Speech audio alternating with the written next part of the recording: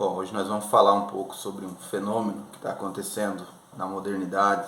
Tem acontecido um movimento moderno que é chamado, que eu resolvi chamar de idolatria animal. Quem patronum rogatus. O que está acontecendo? As pessoas estão colocando os animais no lugar do homem. Mas mais ainda, algumas pessoas, grande parte dessas pessoas mesmo, chega a estar colocando os animais acima do homem, já quase no lugar de Deus. Então por isso que eu chamo esse movimento de idolatria animal. É um movimento, digamos assim, não organizado, a nível mais ou menos inconsciente, né? E as atitudes das pessoas que se dizem protetoras dos animais, ou mesmo das que não se nomeiam com esse título, são as mais irracionais possível, né? Em nome de uma pretensa defesa aos direitos dos animais, dizem-se, por enquanto estão mais nas palavras e menos nas ações ainda, por enquanto, né? Mas dizem-se os mais absurdos, as coisas mais absurdas possíveis, né? Tem pessoas que chegam a dizer aí que preferem os animais aos seres humanos, né? E é claro que essas pessoas se referem a um contexto em que você justifica isso mediante a uma atitude ruim de algum ser humano mal, né?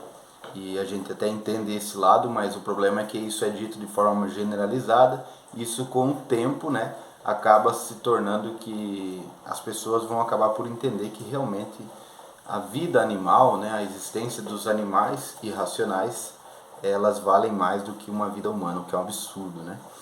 Então vamos lá, vamos esclarecer bem esse ponto, né?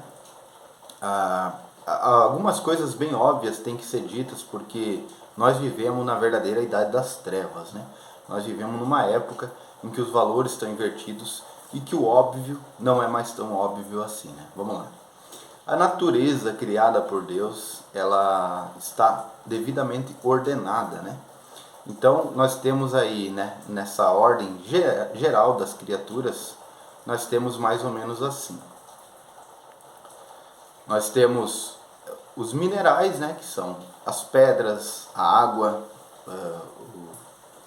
tudo que for matéria bruta que não tem vida, né, eles participam da existência, eles participam do ser, certo? Acima dos minerais, né, nós temos os vegetais, que além de ter o ser, eles detêm também a vida, eles participam da vida. Então, os vegetais, as plantas, né, as árvores, enfim, elas têm vida, vida vegetal. Então, elas nascem, crescem, se multiplicam e morrem, um ciclo. Então, eles estão acima dos minerais que são inanimados, né? Uma pedra, por exemplo, tem a existência pedra, mas não tem vida de pedra, né? Ela é um ser inanimado. É tão óbvio, mas tem que ser dito. Os vegetais já possuem a vida, né? Então, além de deterem a existência vegetal, eles têm a vida vegetal, certo? Acima dos vegetais estão os animais irracionais, que eles têm a existência animal, eles têm a vida vegetativa e eles têm a vida animal, a vida animada. Daí vem a palavra animal, que vem de alma, né?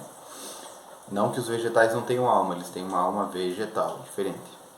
Então os animais, eles têm a sensibilidade, eles se locomovem, eles têm algo mais nobre que os vegetais, né? Então eles estão acima nessa hierarquia da natureza. E nós temos o homem, que é um animal racional. Então o homem, além de deter a existência, né, ele tem a parte de vida e ele tem a parte animal, que se move, tem sensibilidade, expressa emoções e tudo mais. Acima disso, ele ainda tem a inteligência, que é o que os animais não têm. O que seria a inteligência? As pessoas confundem a inteligência com a capacidade de realizar algum trabalho mais ou menos admirável. Isso não é inteligência, né? Qualquer animal irracional, por exemplo, um cão, um macaco, ele pode ser condicionado através de estímulos a executar atos que às vezes são interpretados como atos inteligentes, mas não são, né? Então o leão, quando ele morde, né, no local apropriado da presa, por exemplo, na garganta, não que o leão saiba que esse local específico vai causar a asfixia do animal, levando a óbito. Ele age por instinto, ele é condicionado a fazer isso mediante algo que está intrínseco em sua natureza. Ele não para raciocinar sobre isso. Tanto é que ele não aprende a fazer isso, ele manifesta, né? Os animais, eles têm os instintos que eles manifestam por si só. A inteligência é diferente. A inteligência é olhar o mundo real, certo? Aprender do mundo real, isso os animais fazem, a sensibilidade, a memória, enfim, sentimentos, reações, estímulos. Mas dessa realidade, dessa captura da realidade, sacar um raciocínio lógico, né? Um raciocínio lógico imaterial. Toda a inteligência, ela é imaterial, ela é espiritual, o que não quer dizer sobrenatural. As pessoas confundem o que é espiritual, né? Ou seja, que não depende da distância nem do tempo, com o que é sobrenatural. Existe uma grande confusão. Uma outra hora posso fazer um vídeo esclarecendo a esse respeito. Então o homem, ele tem o que? A inteligência, que é sacar um raciocínio lógico, uma dedução lógica abstrata da realidade. Por exemplo, fazer um cálculo matemático, né? Então você olha lá, faz a soma de 2 mais 2, resultado 4. Isso é captado não de maneira sensível, mas intelectual, né? Então você abstrai e, segundo aquele raciocínio, isso vai dar certo em todos os lugares. É a ciência matemática que se chama, certo? Isso é inteligência e é isso que os animais não têm, certo? E é isso que o computador faz, porém de forma programada. Então não é inteligência, não é livre. Toda a inteligência pressupõe um ato livre. Por isso que os computadores, esse negócio, a inteligência artificial dita por aí, esse nome é impróprio, né? Inteligência é um nome impróprio. Na verdade é uma programação autônoma, é diferente. Através de algoritmos, o computador vai, vamos dizer assim, ele vai somando algoritmos aqui através de uma programação, de algo pré-feito. E aí ele tem uma certa autonomia para tomar decisões e tudo mais. Isso não é inteligência, né? Isso são cálculos que uma calculadora pode fazer, inclusive. A diferença é que não tem alguém ali dando os comandos. Ele é pré-programado e aí, a partir dessa programação, ele tem uma autonomia, vamos dizer, quase que infinita. Beleza, mas isso é outra coisa. É o assunto, inclusive, para outro vídeo. Então o ser humano é mais nobre que os animais, dentro da própria natureza, né? Então a vida humana, o ser humano, a existência da espécie humana, comparado com a existência de um animal irracional, ela sempre vai ser mais nobre. Por si só, o ser humano é mais do que os animais, certo? Nós já vamos entrar em detalhes nisso aí. Acima do homem existem os seres que são puro espírito. O que eles têm? Eles têm uma qualidade, vamos dizer assim, que está acima da natureza humana, não por somar todas as qualidades que o ser humano tem, mas por superá-las infinitamente. Como são puro espírito ou pura inteligência, puro raciocínio, os anjos, né, as criaturas angélicas, estão muito acima dos seres humanos em vários quesitos, certo? A existência dos anjos, alguém pode questionar e tudo mais, né? A existência dos anjos é um artigo de fé, mas é uma dedução lógica da natureza, né? A natureza não dá saltos, né? É uma dedução filosófica que, confesso que não há como... talvez não haja, não tenho certeza, talvez não haja como provar isso intelectualmente falando, né? Da existência de Deus existem provas... Existem provas científicas, dá para se provar cientificamente, racionalmente, são provas racionais. E se sabe, e se vai chegar à existência de Deus, está provado. Mas algumas pessoas não aceitam, por não entender, ou por ignorância, ou por ódio, por raiva, ressentimento, qualquer outra coisa. Bem, isso não é o assunto do vídeo também, né? Então, acima dos anjos estaria Deus, né? Deus, o Criador de todo o universo, tal. Então essa é a natureza, né? A natureza, ela está mais ou menos simplesmente organizada nesse sentido. Então é óbvio, claro que a natureza humana está acima da natureza animal. Acontece o seguinte: o ser humano, por ser inteligente, é um ser livre. E sendo um ser livre, ele é capaz de escolher entre o bem e o mal, moral. Os animais não têm essa capacidade porque eles não são livres. Eles agem por instinto, eles não detêm inteligência, logo eles não têm maldade e nem bondade. Ah, mas o meu cachorrinho me ama e não sei o que. É só instinto. Ele é ordenado, é como se fosse uma certa escravidão. Através de estímulos, ele no seu instinto foi criado para esse fim, para fazer a companhia ao ser humano. E assim todos os animais domésticos, alguns selvagens são mais fáceis de ter essa docilidade, mas não passa de instinto, não é o amor intelectual no sentido próprio, não é uma decisão de amar que os animais têm, é um instinto, né? É um afeto que eles detêm porque eles são sensíveis, né? E isso é bom, Deus fez isso para auxiliar o homem, para o homem ter uma companhia, para o homem ter um exemplo, né? Isso é muito bom. Então é legal que você goste do seu cachorrinho, que você sinta um certo afeto por ele e que ele sinta por você, isso não tem problema algum. Agora, o que é errado é confundir o amor humano, que é uma decisão de amar, com o amor animal, que não é amor propriamente dito, é um afeto, certo? Se nós reduzíssemos o amor ao afeto, né, a uma paixão, que é esse afeto, nós reduziríamos e muito o termo amor, né? E o amor não é isso, né? Não é amor incondicional, nada dessas besteiras que o pessoal vive falando aí. Claro que os animais, porque eles são escravos, vamos dizer assim, essa é a palavra, eles são escravos dos homens, porque uma vez que eles não têm decisão, eles não têm escolha, eles são condicionados, eles são levados a exercer algumas atitudes, a tomar algumas atitudes segundo o seu instinto, claro, nunca negando a natureza.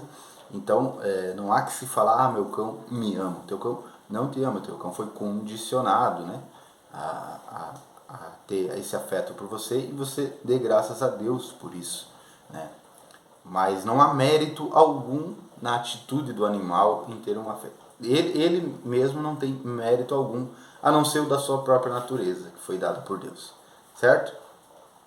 Então não tem como comparar o mérito do amor humano. O amor humano é um mérito, é uma decisão livre. Aquele que livremente decide amar alguém tem mérito, enquanto que ele tinha todas as condições de decidir o contrário, de não amar, até de odiar. Os animais não têm essa condição, eles não têm essa escolha. Então você que coloca o seu pet acima de um ser humano, justificando que esse animal ele não vai te decepcionar, ele não vai fazer o mal para você, você na verdade não sabe o que está dizendo, né? Você não tem condições, você está totalmente equivocado, você não tem as condições mínimas de raciocinar e entender que esse animal, na verdade, ele não ama você, ele foi condicionado. Então não há mérito algum em seus atos. Beleza? Entendido isso? Espero que você tenha entendido. Eu sei que muitos de vocês não vão gostar desse vídeo, vão dar dislike, e isso é resultado, inclusive, dessa mentalidade moderna, né? É que o meu canal ainda tem pouco alcance e tal, mas se por acaso esse vídeo viralizasse ou tivesse um alcance absurdo, com certeza o número de dislikes seria imenso. Mas vamos lá, voltando ao assunto, né? Ou melhor, continuando o assunto. Como o ser humano é livre, ele pode escolher fazer o mal, o que os animais não conseguem. Então, a gente vendo o mal que o ser humano escolhe, e a maioria de nós escolhe, pelo menos em alguns momentos da vida, fazer o mal, somos maus, infelizmente, isso deriva do pecado original, de outras coisas, enfim, nós temos essa condição de escolher o mal. E quando nós escolhemos o mal, Santo Tomás ensina que nós nos tornamos ainda pior do que os animais, né? Nós nos tornamos nunca na natureza, né? Na natureza nós sempre seremos superiores aos animais, assim como os demônios, né, que são anjos caídos, são superiores a nós mesmo escolhendo o mal, né? E quanto mais nobre a criatura, pior é sua queda, vamos dizer assim. Por isso que a queda dos anjos foi uma coisa monstruosa, né? A maior maldade humana não chega nem perto da menor maldade angélica, né? Vamos lá. Então, claro, nós temos uma repulsa pelos males que o ser humano causa, e com razão, né? Então o ser humano intencionalmente ele é capaz de atrocidades terríveis que os animais não são capazes. Os animais cometem algumas atrocidades, né? Por exemplo, quando você vê um leão que ataca uma criancinha e desfigura e mata, enfim, para nós é uma atrocidade, mas na verdade o animal ele não tem demérito algum, ele não tem culpa alguma, aquilo ali não é uma escolha que ele faz. Ele agiu por instinto, por estímulos e fez o que fez porque está na natureza dele. Qualquer um sabe entender e reconhecer isso hoje. Ora, se não há demérito nas, vamos dizer, nas más atitudes dos animais, como pode haver mérito nas boas atitudes dos animais? Não tem mérito nem demérito, eles agem por estímulos e pelos instintos, né? Então por que as pessoas, quando um animal comete, vamos dizer assim, um ato que não é legal para nós, ataca alguém na rua e tudo mais, fere alguém, surgem milhares de pessoas defendendo, o animal não tem culpa, o animal não tem culpa, ele age por instinto. E quando o animal salva um bebê, uma criança, eles dizem, tá vendo, esse animal mostrou que o verdadeiro amor vem dos animais, que a verdadeira... Bobagem, ele agiu por estímulos, por instintos, né? Ele tem esse afeto ao dono, ele tem esse afeto às criaturas mais próximas e ele age segundo isso, mas ele não tem liberdade. Vocês entendem? Espero que entendam. Então, cuidado, né? É claro que eu prefiro, por exemplo, não estaria errado eu dizer assim, eu prefiro a companhia do meu cachorro do que de um bandido X ou Y. Claro, porque o meu cachorro, eu controlo ele, não vai me atacar, né? Se ele me atacar eu tenho medo de me defender, ele não vai me trair, vamos dizer assim. Já um bandido pode me matar, pode, né? Uma pessoa do mal pode me trair, pode, né, fazer algo que eu não tenha defesa, enfim, né? É claro, ninguém tem dúvida disso. Agora, dizendo isso, tá bom. Agora, se com isso eu disser que qualquer animal é preferível a um ser humano no sentido em que um vale mais do que o outro, está errado. Uma coisa é eu querer a companhia de um pet, por uma coisa útil, inclusive, para me ajudar no trabalho, no sítio, ou um gato mesmo, para eu ter dentro de casa como pet. A outra coisa é eu dizer que o pet vale mais do que um ser humano. O pior dos seres humanos, em sua natureza, é melhor do que o melhor dos animais. Vocês entendem? Em sua natureza. Assim como o próprio diabo, em sua natureza, é melhor do que o melhor dos seres humanos, né? Em sua natureza. Agora, nos seus méritos, o diabo é a pior das criaturas, né? Vocês entendem o que eu quero dizer? Uma coisa é a natureza da criatura, outra coisa são as decisões livres da criatura. Como os animais não têm decisões livres, não tem nenhum mérito, nenhum demérito. Os seres humanos e os anjos, que são seres livres, têm méritos e deméritos. Então, no plano moral é uma coisa, no plano natural, meramente natural, fisiológico da natureza, é outra totalmente diferente. E é isso que as pessoas confundem. Essa questão da idolatria animal está chegando a absurdos, né? Então nós vemos aí movimento como veganismo e tudo mais. E isso não resulta outra coisa senão uma deteriorização da vida humana, uma diminuição da valorização da vida humana e um inflacionamento absurdo, descabido, impróprio aos animais. Você me pergunta, que mal há nisso? Existe todo um mal em não entender a metafísica da ordem das criaturas e do mundo, né? Invertendo o valor das coisas da vida, do mundo, chega-se a erros absurdos. Nós podemos chegar, inclusive, como dizia Chesterton, nós podemos chegar, inclusive, ao cúmulo de voltar à questão dos sacrifícios humanos. Na verdade, isso já está acontecendo de forma mais ou menos velada, né? Nós vemos inúmeros abortos por aí sendo feitos, e não é outra coisa senão uma desvalorização, uma relativização do valor da vida humana. O aborto é um exemplo disso, a eutanásia também. Porque se a vida humana ela serve somente para fins meramente utilitaristas e materiais aqui na Terra, sociais, claro que eu vou concluir que os velhos devem ser eliminados ou que os abortos, né, crianças que ainda não nasceram, podem ser eliminados segundo a conveniência dos pais ou de qualquer um. Enfim, não é útil para o Estado, não é tão interessante, não, economicamente falando não se enquadra, então eu elimino, porque se a vida humana é comparado à vida de um animal, né? Então eu posso fazer isso. Outra coisa que vem acontecendo é uma propaganda gigantesca contra a pecuária, contra o consumo de carnes, né? E isso está muito errado, porque as carnes, desde o dia em que o mundo foi criado, Deus nos deu os animais para que consumamos a sua carne, os vegetais também. E é assim, sempre foi assim, e isso é muito bom, tudo está dentro da natureza. Dizia uma frase, não sei quem dizia isso aí: retire o natural e ele voltará a cavalo. Se a gente tirar aquilo que é da natureza, se a gente começar a negar a nossa natureza, nós vamos chegar a absurdos, você não tenha dúvida. Existem muitos relatos de pessoas que aderiram ao veganismo. Primeiro que a maioria dos veganos se diz vegano e não são, tá? É mais uma propaganda da boca para fora. Muitos vão lá comer carne, vão comer ovos, vão beber leite e escondidos, né? É uma hipocrisia sem tamanho esse movimento vegano. Mas existem sim as pessoas que são sinceras naquilo que elas se propõem.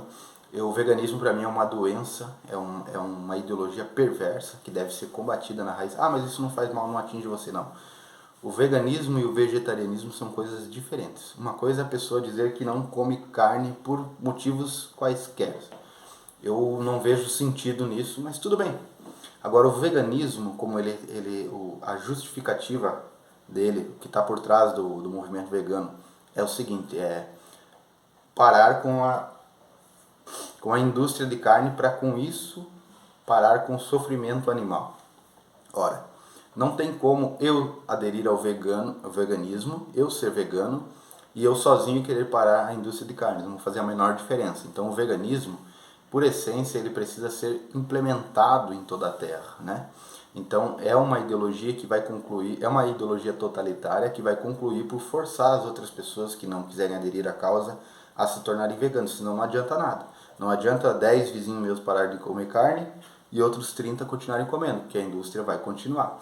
Então, o veganismo, ele resultará, né, já está aí, mas ele resultará numa conclusão totalitária de forçar as pessoas a não comerem carne. E quem está por trás de todo esse movimento são as grandes fundações, inclusive, né, o Bill Gates, que também está por trás desse movimento aí climáticos, de veganismo e tudo mais. Só que é uma hipocrisia sem tamanho. O Bill Gates é dono da maior parte o Bill Gates, ele é um dos grandes produtores tanto de soja quanto de outros produtos, e principalmente também de carne, né, de gado, lá nos Estados Unidos da América. Então é uma grande hipocrisia. Então o que está por trás disso aí é uma agenda globalista, uma agenda que pretende implementar um veganismo para as classes mais baixas, enquanto eles vão ficar degustando picanha, alcatra, né? Porque eles sabem que a carne vermelha, ela é muito importante para o desenvolvimento principalmente do nosso cérebro, né? Entre outras coisas. Bom, se você se interessar um pouco nesse assunto, você pode pesquisar um pouco mais aí sobre os benefícios e a importância da carne vermelha para o consumo humano, claro. Beleza? Então, era isso que eu queria dizer. O veganismo é uma loucura, a idolatria animal é uma loucura, e é uma loucura que atinge todas as camadas, direita, esquerda, centro, qualquer ideologia. Infelizmente, isso está tão enraizado já na nossa cultura, porque desde pequeno a gente cresceu assistindo ao desenho da Disney, em que o animalzinho falava e tudo mais, né? Então essas atitudes humanizadas dos animais nos fazem pensar até inconscientemente que eles são comparáveis a nós, quando na verdade não são. Não há que se ter pena dos animais, certo? Não me entendam mal, mas não há que se ter pena, porque se eu tiver pena dos animais, eu vou concluir que eles não podem ser abatidos para o consumo. Há que se ter um respeito com a natureza animal que foi dada por Deus, e como símbolo da dor humana, que nós não devemos causar um no outro, existe a dor animal, e nós devemos sim evitar a dor animal com muitos limites, com muitos critérios. Porque na verdade, tanto a dor humana quanto a dor animal, ela é inevitável e ela é necessária. Então, se nós partimos do pressuposto de que não podemos, em hipótese alguma, causar nenhum tipo de dor, sofrimento, limitação aos animais, nós vamos concluir que realmente primeiramente que nós não podemos consumir carne, nem ovos, nem leite, e depois no futuro, vendo que isso não vai adiantar para reduzir a dor dos animais, não vai adiantar. Eles vão concluir então que o ser humano deve desaparecer da face da Terra. Só isso era o que seria o que poderia parar com o aquecimento global e tudo mais, né? Que destrói a natureza, enfim. E é isso que eles querem, redução da população, mas isso é um erro sem tamanhos.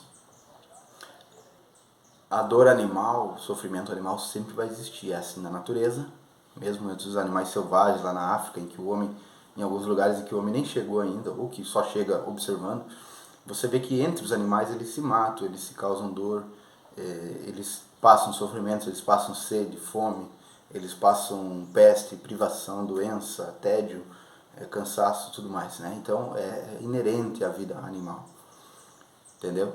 Beleza, galera? Então vamos ficando por aqui por hoje. Abraço.